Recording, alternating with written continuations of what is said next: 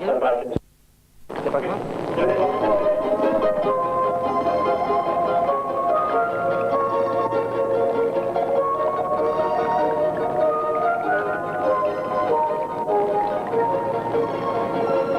Bonsoir monsieur, madame, mademoiselle.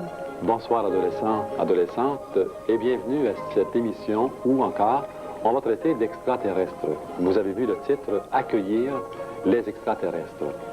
Pour accueillir les extraterrestres, il faut savoir d'abord et avant tout qui ils sont. La semaine dernière, avec Raël, Claude Vorion, Raël, nous avons parlé de l'arrivée de cet être le 13 décembre 1973 et il a demandé à Raël d'apporter une Bible dans le puits de la Sola et il lui a expliqué l'origine de l'homme et de la femme sur la Terre.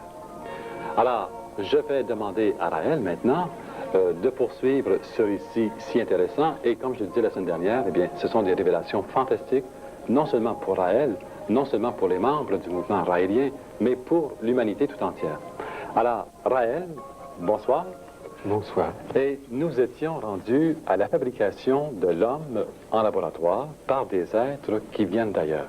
Oui, donc ces êtres qui sont en fait ceux que la Bible a appelés Dieu dans les Bibles mal traduites, et qui en fait sont ces extraterrestres qui sont venus sur Terre il y a très longtemps, qui ont créé, qui ont fait tout ce que la Bible raconte, et qui n'étaient vus que par des primitifs, et qui donc appelaient cela Dieu. Eux, pour eux, c'était des dieux, mais en fait, ils étaient les Elohim, c'est-à-dire des êtres qui avaient 25 000 ans d'avance sur nous, qui ont créé la vie sur Terre. Et ils viennent de quelle planète? Ils viennent d'une planète qui n'est pas dans notre système solaire, mais qui est dans notre galaxie. Ils nous aiment, et ils nous passent le relais, en quelque sorte. Ce qui est fantastique, c'est que, en prévision de l'époque merveilleuse que nous vivons maintenant, cet âge extraordinaire où tout peut être compris, cet âge qui est l'âge de l'Apocalypse, ils avaient eu différents messagers sur la Terre. Et ces messagers avaient pour nom Moïse, Bouddha, Mahomet et Jésus. Jésus qui était le fils d'un de ces extraterrestres et d'une fille de la Terre. Donc, je suis bien, oui. Lorsque Jésus disait « Mon Père qui est dans les cieux », c'était un hommage à son Père qui vit sur une autre planète. C'était un hommage à son Père qui était un extraterrestre, puisque, comme je le disais la semaine dernière, Dieu est forcément un extraterrestre. Mieux que ça, Dieu est des extraterrestres. Ces extraterrestres qui sont venus, qui sont nos pères, qui nous ont fabriqués à leur image. Et cela est dit très clairement dans la Bible, faisons l'homme à notre image, ont-ils dit. Oui. Et on le voit. Alors évidemment, comment un Dieu impalpable, mystique, insaisissable, omniprésent, aurait-il pu donner le jour, fabriquer des êtres qui soient humains comme nous? Mais dans tout cela, là, si je comprends bien, la théorie de l'évolution... on y viendra plus tard. Oui, d'accord. On y viendra plus tard, la théorie de l'évolution. Mais c'est surtout l'importance, surtout, et je crois surtout au Québec, c'est de bien insister sur le fait que le Dieu abstrait, impalpable, omniprésent et tout-puissant auquel on a voulu faire croire n'était en fait qu'une civilisation extraterrestre qui est venue sur Terre et qui nous a fabriqués en laboratoire à son image, qui nous a créés. Et donc ils ont fait cela pourquoi? Pourquoi ont-ils envoyé des messagers? Pourquoi Jésus? Pourquoi tous ces gens sont venus sur Terre parler d'amour et parler de leur Père qui était dans les cieux? Eh bien parce que c'était en prévision de l'époque où l'homme cesserait d'être un primitif, c'est-à-dire aujourd'hui, enfin c'est pas vrai pour tout le monde, mais pour certains qui se donnent la peine de réfléchir et qui cessent de croire bêtement à ce qu'on leur a raconté dans leur enfance, pour commencer à se poser des questions et à se demander d'où on vient et comment ça marche. Je sais que l'Église catholique a longtemps dit que se poser des questions c'était un péché et qu'il fallait ne pas poser de questions, mais bien heureusement la science a dominé la religion et la domine de plus en plus, et bien heureusement on se pose des questions, et quand l'homme commence à se poser des questions, il cesse d'être un primitif et il commence à comprendre. L'important dans ce message, ce qui est fantastique dans ce livre qui dit la vérité, c'est qu'on peut donner des réponses à toutes les questions. C'est ça qui est fabuleux dans ces messages donnés par ces extraterrestres, c'est qu'ils répondent à toutes les questions que les hommes se sont toujours posées sur leur origine. La semaine dernière, tu as dit qu'il y avait plusieurs laboratoires pour créer la vie. Et tu dis que dans la Bible, il est dit qu'ils ont créé l'être à leur image, à leur ressemblance. Oui. Et on retrouve sur la Terre des blancs, des jaunes, des noirs. Est-ce que ça veut dire que sur leur planète, il y aurait autant d'êtres de différentes couleurs? Bien évidemment. Et à l'origine, il y avait 7 races sur la Terre, parce que sur leur planète à eux, il y a 7 races qui ont engendré 7 races sur la Terre. Et c'est pourquoi ça devient plus clair, je veux dire, parce qu'aller enseigner à des petits noirs d'Afrique ou à des jaunes en Asie que Dieu les a créés à leur image, et puis ça colle pas. Oui. Comment peut-on faire croire à cela? Et ça développe le racisme, et ça développe tout ce que nous connaissons de mauvais, tous les apartheids possibles et imaginables. Ça a développé une époque où la religion catholique disait que seuls les blancs avaient une âme. C'est pas vieux ce temps-là. Bon, alors on essaie de se mettre au goût du jour pour survivre, mais il n'empêche que ça a été dit. Ça, c'est lorsque moi je vais en Afrique faire des conférences, je suis entouré d'amour et de gens heureux de penser que dans le ciel, il y a des êtres comme eux.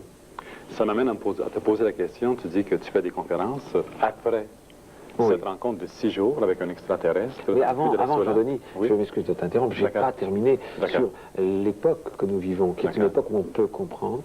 Donc ils ont envoyé des messagers, c'est-à-dire Jésus, Moïse, Bouddha, Mahomet et bien d'autres, en prévision de cette époque qui est l'âge de l'Apocalypse. Alors l'Apocalypse, rien que le mot, je le prononce, ça fait clic dans la tête des gens qui nous écoutent et ils se disent fin du monde. Non. Apocalypse, c'est un mot, vous pouvez prendre le dictionnaire, tout le monde peut prendre un dictionnaire de la langue française et regarder, ça vient du grec apocalyptes, qui veut dire révélation. Et quelle est la révélation la plus forte de notre époque, sinon ce message qui nous permet de comprendre que nous sommes le fruit d'un acte intelligent. Tu parlais tout à l'heure d'évolution, mais avant ces messages, il n'y avait que 2 possibilités pour expliquer la vie sur Terre. Seulement 2.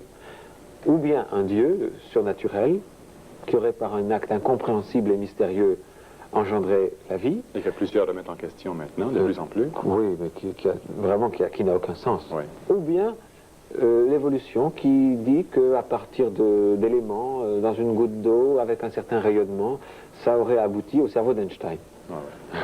On raconte à des petits-enfants que avec un coup de baguette magique, on transforme une grenouille en prince charmant et on dit c'est pour les petits-enfants. Et si on parle de ça, on dit c'est de la science. Bon, ne plaisantons pas. Ça, c'était 2 solutions. Il y en a une 3e. Et la 3e, la voilà. C'est un acte intelligent qui crée la vie. Des êtres intelligents qui manient les éléments, qui manient ce qu'il y a dans la terre, ce qu'il y a dans une poignée de terre, pour animer l'inanimé et pour créer des êtres beaux et harmonieux comme le sont les Québécois et les Québécoises. Nous sommes de la matière organisée. Nous sommes de la matière organisée par la main du Créateur, non, des créateurs, les Elohim, qui nous aiment et qui nous observent et qui sont au-dessus de la terre, au-dessus du Québec, au-dessus de toutes les régions du monde pour observer ce qui se passe, qui nous écoutent maintenant. Mais plusieurs personnes demandent pourquoi ne viennent-ils pas? Justement, ils viennent. Oui. Et pourquoi ne se font-ils pas connaître par le grand public? Qu'est-ce que le grand public? Et pourquoi ne donnent-ils pas de preuves comme quoi, toi, tu as rencontré ces êtres-là? Mais ils donnent des preuves. Lorsque le 7 octobre 1976, pour le premier anniversaire du 2e contact que j'ai eu avec eux, nous étions réunis en France avec 50 membres du mouvement raélien et qu'ils sont apparus au-dessus de l'endroit où nous étions avec 2 engins qui ont laissé tomber des flocons synthétiques. Je n'étais pas seul, 50 personnes l'ont vu avec moi. Lorsque au Japon, il y a maintenant 2 ans, lors d'un rassemblement du mouvement raélien, ils sont apparus exactement au lieu du rassemblement et que tous les gens qui étaient là, c'est-à-dire à peu près une centaine de personnes, les ont vus, est-ce que ce n'est pas une preuve? Lorsque une personne a vu un autre homme tuer quelqu'un, c'est une preuve au tribunal. Alors là, si 200 personnes ont vu quelque chose, est-ce que ce n'est pas plus une preuve encore? Et pourquoi ne se font-ils pas connaître, par exemple, les messages? Je crois que c'est quand même assez difficile de rencontrer des gens qui sont en accord avec les idées prônées dans le livre qui dit la vérité. C'est pas difficile, non. Tu sais, Jean-Denis, c'est difficile si on voulait changer les imbéciles en génie. Oui. Mais c'est pas difficile si on veut s'adresser seulement à ceux qui sont capables de comprendre. Oui. Et notre propos n'est pas de convertir ceux qui ne peuvent pas être convertis, c'est de rassembler ceux qui ont compris. D'accord. Alors, pour faire suite à ce que je disais tout à l'heure, tu as eu une rencontre de 6 jours avec cet être qui vient d'une autre planète. Tout à fait. Et qu'est-ce que tu as fait Oui, par la suite? Pour terminer sur l'essentiel, Oui. donc, Tu as donné des conférences? l'âge de l'Apocalypse que nous vivons maintenant, ils m'ont donc demandé de faire connaître ces messages sur toute la Terre. Ça, c'était en 73, le 13 décembre 73. Pourquoi? Pour que tout le monde sache, pour que les tabous, pour que les secrets, que les religions traditionnelles plaquent comme une chape de ciment sur la tête des gens pour les culpabiliser, pour les rendre craintifs, pour qu'ils vivent des vies mal dans leur peau. Parce qu'on ne peut pas être bien dans sa peau si on a une conception erronée de son origine. Si on pense qu'il y a au-dessus de soi un Dieu punisseur et vengeur qui va fourrer le nez dans votre lit pour voir ce que vous y faites, on ne peut pas être bien dans sa peau. D'où l'importance de comprendre qu'on a été créé par un acte intelligent, simple, par des êtres qui font l'amour comme les hommes sont capables de le faire, qui en plus trouvent que les filles des hommes sont belles et parfois ont des aventures avec elles, par des êtres libérés, épanouis. Alors on peut à son tour devenir libéré et épanoui. Alors à son tour on peut se dresser sur ses jambes, comme le disait Jésus, lève-toi et marche, et on peut regarder le ciel en disant il y a des êtres comme nous. Je cesse de me mettre à genoux ou à plat ventre en priant le bon Dieu, je me tiens droit sur mes jambes, je regarde le ciel et je me dis, il y a des êtres là-haut qui m'aiment, qui sont comme moi, mais un jour je serai aussi fort qu'eux. Est-ce qu'on C'est une grande révolution. Puis est-ce qu'on pourra les accueillir dans un endroit quelconque? Bien sûr, c'est la mission qu'ils m'ont donnée, c'est cela, c'est de fabriquer, de construire, avec les êtres qui m'aideront, qui voudront m'aider, les êtres qui vont vibrer en m'entendant et qui auront envie de participer à cette mission fabuleuse, où je ne suis pas seul en question. Ils m'ont confié une mission pour que je la transmette aux autres. Et plus je la transmets aux autres, moins je m'en sens responsable. J'étais très anxieux la première année parce que c'est énorme. Mais maintenant, je dirais presque que ça m'est presque égal parce que je ne suis plus tout seul. Si mon échec ne sera pas un échec personnel, si par hasard je n'y arrivais pas, mais je sais que je vais y arriver.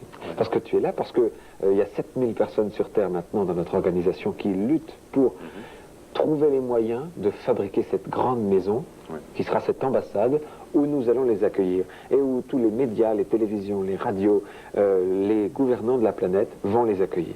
Cette grande maison où ils viendront avec Jésus, avec Moïse, avec les grands messagers qu'ils ont eus sur Terre. Est-ce qu'il n'y a pas sur Terre des gens qui ont envie d'accueillir matériellement? J'entends des gens dire partout, Jésus est vivant, c'est sûr. Mais si tout d'un coup on dit que je l'ai rencontré, il existe, alors on te regarde de travers. Il faudrait savoir. Et il existe, alors on peut le rencontrer, ou il n'existe pas, et on ne peut pas le rencontrer. J'insiste là-dessus, car en 75, et tu veux certainement y venir. C'est ça, oui. Je te remercie d'avoir pensé à cette question. Il voulait me montrer ce monde merveilleux où ils vivent. Et en 75, j'ai eu un deuxième contact et ils m'ont emmené sur la planète où ils existent, où j'ai pu voir comme je te vois maintenant et toucher comme je te touche. Jésus qui est vivant, qui est avec eux, qui est un homme comme toi et moi. Mais c'est ça, les gens ont quand même de la difficulté à comprendre que tu as pu rencontrer cet homme qui a vécu, bien sûr, sur Terre, il y a presque 2000 ans maintenant, sur une autre planète. Par quel phénomène que Jésus peut-il exister encore en chair et en os comme toi et moi? Parce que c'est un homme qui est entretenu, qui est maintenu en vie à travers une méthode scientifique qui s'appelle le cloning. C'est-à-dire qu'à chaque fois que son corps est mort, c'est comme ça qu'il a été recréé. Les Elohim ont prélevé une cellule et ont recréé un autre corps à cet individu. Et par ce système-là, il y a la possibilité d'avoir la vie éternelle que Jésus, les grands prophètes et une certaine quantité de terriens qui ont eu une vie tournée vers l'amour des autres, vers la fraternité, vers la lutte pour la paix sur la terre, ont donc mérité cette recréation, et ces êtres sont vivants et sont avec les Elohim sur la planète où ils existent. Donc lorsque Jésus est mort, ils ont décidé de recréer cet être. Oui, c'est ça le mystère, entre guillemets, de la réincarnation. C'est pas un mystère. Que les gens ne pouvaient pas comprendre. Bien sûr, que les êtres primitifs de l'époque, voyant un être qui était mort, se mettre debout, ne pouvaient pas comprendre, exactement comme lorsque Jésus marchait sur l'eau. Eh bien, pour eux, c'était un miracle, alors qu'en fait, les Elohim disent, il n'y a pas de miracle. Nous étions là avec un engin volant au-dessus, et grâce à un rayon très puissant, nous permettions à Jésus de marcher sur l'eau, pour impressionner les foules de l'époque. Mais maintenant, on commence à comprendre ça, parce qu'on est capable, grâce à certains rayons comme le laser, de faire se soulever une bille métallique. Et alors, ça c'est le début, nous sommes encore tout à fait primitifs, mais on commence à comprendre qu'il n'y a aucun mystère, que tout est compréhensible. Mais dans l'esprit de plusieurs personnes qui nous écoutent, il y a plusieurs qui disent comment a-t-il pu aller sur la planète d'êtres qui vivent en dehors de notre système solaire, alors que nos physiciens savent que c'est pas possible d'y aller. Est-ce qu'ils ont des technologies que... Bien, ce sont des technologies qui ont 25 millions d'avance sur nous, mais la question dont tu parles aurait été la même à l'époque de Christophe Colomb si il y avait eu le Concorde franco-britannique, qui est le grand avion là, supersonique, qui met à peu près 3 heures pour relier Montréal à Paris. Si dans la foule des pionniers qui ont créé le Québec, s'il y avait eu quelqu'un qui dise « mais moi de France j'en viens en 3 heures », alors qu'eux mettaient des longs mois avec un bateau ballotté par les océans, ils auraient dit « c'est pas possible, c'est incroyable, il est fou ». Voilà ce que les gens auraient dit. Eh bien, c'est la même chose avec la technologie qu'ont ces êtres. Il faut 10 minutes pour aller sur leur planète, alors qu'il faudrait environ 90 000 ans avec la navette spatiale que les Américains utilisent actuellement. Donc, le 7 octobre 1975, tu as rencontré à nouveau l'extraterrestre et il t'a amené sur cette planète. Qu'est-ce que tu as pu voir sur cette planète? J'ai pu voir sur cette planète des choses extraordinaires. En particulier une machine qui permet de créer une copie. Et ils ont approché de mon front une petite seringue et ils ont prélevé une cellule qu'ils ont mis dans une énorme machine devant laquelle il y avait une paroi transparente. Et dans cette espèce d'aquarium très grand est apparu un liquide bleu. Et dans ce liquide bleu, j'ai vu ensuite apparaître des ossements, puis des nerfs, des muscles et des organes qui se sont formés, et pour finir un être vivant, tout entier. Le liquide s'est retiré, l'être s'est levé, une paroi s'est ouverte dessus et est sortie. Et c'était un être qui me ressemblait beaucoup, et j'ai compris ensuite que c'était une copie de moi-même qu'ils avaient fait d'après une cellule. Cette technique maintenant est couramment utilisée pour les animaux et pour les plantes. Les hommes commencent à connaître cela. J'insiste sur le fait que ces messages et cette expérience datent maintenant de 10 ans bientôt, puisque les premiers messages ayant été donnés en 1973, on est en 1983 aujourd'hui, ça fait 10 ans. Et il y a 10 ans, on n'en parlait pas du tout.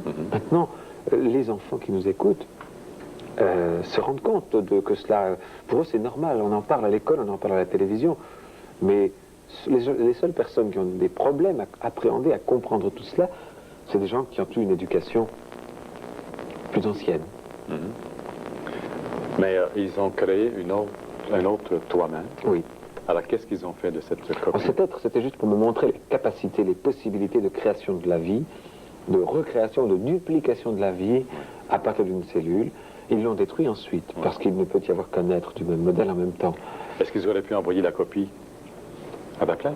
Oui, et personne n'aurait rien vu. Personne n'aurait rien vu parce que cette copie contient toute l'information que les mêmes informations, la mémoire, tout est à l'intérieur. Oui. Et puis, qu'est-ce qu'ils t'ont donné cette fois-là comme message? Est-ce qu'ils t'ont parlé, par exemple, de la façon dont les hommes pourraient se comporter sur la Terre? Bien sûr, c'est le problème pour les hommes et celui-là est justement de vivre en paix, de créer sur Terre un gouvernement mondial, unique, une langue mondiale et une monnaie mondiale, afin de cesser ces stupides dissensions qui séparent les hommes et qui pourront aboutir, si personne n'intervient, à une destruction de la planète tout entière par l'utilisation de ces armes atomiques qui sont suspendues au-dessus de nos têtes comme l'épée de Damoclès. Quand on pense qu'il y a actuellement sur la planète de quoi faire sauter la Terre des milliers de fois, il est évident que les êtres qui ont organisé la vie sur la Terre, qui ont donné à la vie ces fleurs merveilleuses que nous voyons, ces papillons, ces poissons extraordinaires, et ces humains extraordinaires, sont épouvantés à l'idée qu'on puisse détruire tout ça pour des questions idéologiques complètement dépassées. Mais pourquoi n'interviennent-ils pas devant la bêtise humaine? Pourquoi n'interviennent-ils pas? Ils n'interviennent pas parce que si les hommes se détruisent, c'est qu'ils ne méritent pas d'exister. Mais ceux qui ont lutté pour la paix, pour la non-violence, ceux-là seront sauvés et seront réimplantés sur Terre pour une nouvelle civilisation tournée vers la paix, vers l'amour et vers la fraternité. Donc tous les Raéliens vont être sauvés? Tous les Raéliens qui ont une vie tournée vers l'amour, vers la paix et vers la fraternité, et les êtres qui ne sont pas Raéliens et qui se battent pour la paix, pour l'amour. Donc il ne faut pas nécessairement être Raélien pour être sauvé? Pas nécessairement. Si on n'a pas pris connaissance des messages, il est évident que un être qui ne croit en rien ou qui est catholique ou bouddhiste ou shintoïste et qui lutte pour la paix, pour la fraternité, pour l'amour entre les hommes, évidemment, celui-là peut être recréé. Est-ce que tu peux dire, lorsque tu as vu cette planète, que c'est en quelque sorte le paradis? C'est le paradis dont parle la Bible, c'est le jardin d'Allah dont parle le Coran. Oui. C'est un pays où c'est une planète. Je sais que tu as passé une nuit merveilleuse. Oui, c'est une planète où il n'y a pas d'argent, Oui. où il n'y a pas de travail, et où tous les travaux sont faits par des robots biologiques. Les Japonais sont d'ailleurs en train de travailler sur la fabrication de robots biologiques. Qu'est-ce qu'un robot biologique? Quand je dis le mot robot, les gens pensent à quelque chose en métal. Oui. Eh bien, un robot biologique, c'est un robot qui est fait de matière vivante, donc qui est agréable à regarder, à toucher et à voir évoluer. Ce sont ces êtres-là qui font tous les travaux sur la planète où ils vivent. D'ailleurs, ceux qui se tiennent à la fine pointe de l'information scientifique, je pense que savent dans les livres de Joël de Rosnay, où il parle de la biotique, qui est le mariage très heureux de l'informatique et de la biologie. Alors donc, ce sont ces êtres qui font tous les travaux que les hommes n'aiment pas. Bien sûr. Mais en plus là-bas, quel est le genre d'épanouissement dont les gens peuvent jouir là-bas? Au niveau, par exemple, sexuel, est-ce que c'est... Il y a une liberté totale. Une liberté totale? Une liberté absolue. Comme chez tout être intelligent et évolué, qui cesse de considérer les partenaires comme étant des propriétés, des choses dont il est propriétaire, mais comme des individus responsables et maîtres de leur destin. Donc il y a une liberté totale, il n'y a pas de mariage comme on l'entend, c'est-à-dire ce contrat comme quand on achète une voiture ou quand on achète une maison. Il y a un respect des êtres qui se rencontrent quand ils ont envie de se rencontrer, qui s'aiment quand ils ont envie de s'aimer, et qui se côtoient dans une grande chaleur et une grande fraternité. Lorsque tu es allé sur cette planète, combien de temps tu y es resté? Une journée. Une journée? Une journée seulement, hélas. Hélas. Donc j'imagine que tu aimerais retourner sur cette planète? J'aurais même souhaité ne jamais revenir. Oui. Est-ce que tu es certain de retourner sur cette planète? Ou à peu près. À peu près? Parce que tu as une mission?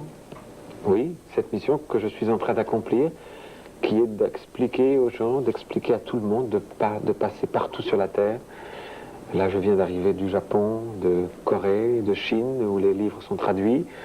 Et je reste un peu au Québec pour aller ensuite aux États-Unis et tous les pays du monde, où maintenant les messages se diffusent et où des gens veulent nous aider à diffuser, à faire connaître cette fantastique vérité sur nos origines, pour comprendre pourquoi ces engins apparaissent dans le ciel et pour comprendre pourquoi il faut les accueillir. Tu as parlé de les accueillir dans un endroit, dans une ambassade, j'imagine. Est-ce qu'il y a un endroit que eux aimeraient? Oui, ils aimeraient que cela soit à Jérusalem. Si la violence n'y est pas permanente. Or, actuellement, malheureusement, c'est un lieu de violence, c'est un lieu de guerre. Et si cela doit se poursuivre, alors l'ambassade sera construite ailleurs. Ailleurs. Parce que donc, c'est pas possible maintenant. Pour l'instant, apparemment, c'est difficile, car il y a beaucoup de guerres et c'est un lieu qui n'est pas calme. Donc, on ne peut pas s'attendre à ce qu'ils viennent de très, très prochainement. Chaque année, nous espérons que ce sera l'année prochaine. Oui. On va voir, je ne sais pas. Ça dépend de l'effort de tous. Et ça dépend surtout de l'accord politique qui pourra être fait avec un pays qui accordera le statut d'ambassade pour un pays qui n'est pas sur la terre. Et quand ils viendront, de quelle façon les gens vont pouvoir les voir, leur parler? Eh bien, qui aura accès à ces êtres? Les êtres qui seront dans l'ambassade pour les accueillir seront les gouvernements et la presse mondiale, afin que tout le monde puisse voir cela. Donc j'imagine qu'il faut que le niveau de conscience des gouvernements s'élève de plus en plus. Et évidemment, malheureusement, ce n'est pas tellement le cas actuellement. Bon, advenant le cas où il y aura une guerre nucléaire, qu'est-ce qui se passe? S'il y a une guerre nucléaire, je t'ai déjà répondu tout à l'heure, la planète est détruite. Oui. Et ils sauveront ceux qui se battent pour la paix, ceux qui se battent pour la non-violence, ceux qui se battent pour l'amour sur la terre. Mais seulement que ceux qui ont prôné ce genre de choses-là, Bien sûr. Puis de quelle façon eux savent que les gens ont parlé de paix, de non-violence, de fraternité, d'amour? Parce qu'en permanence, tout ce que tu dis, tout ce que tu fais est enregistré. Il y a au-dessus de notre tête un immense ordinateur qui suit les êtres humains de leur conception à leur mort et qui enregistre absolument tout ce qu'ils font.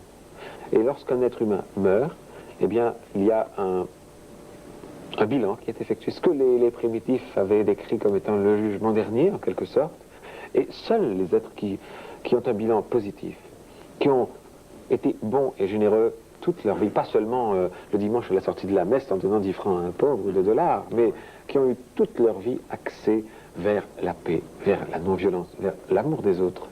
Seulement ces êtres-là peuvent avoir la vie éternelle.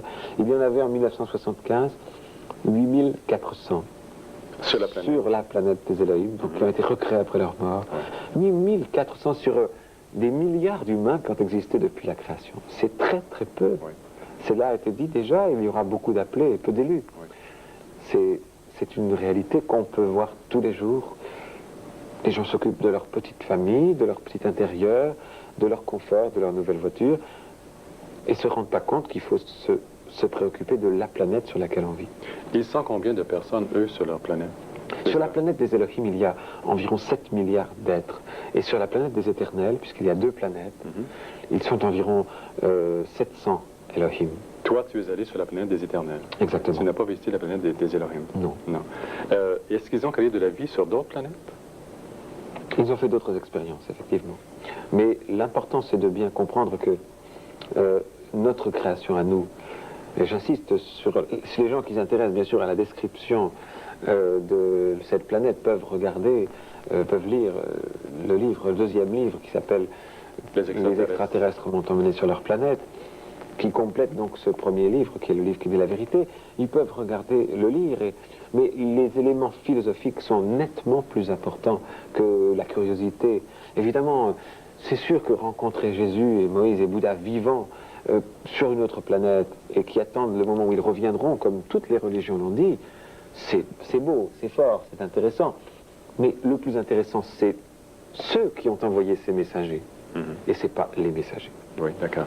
Alors sur ça, nous devons nous quitter.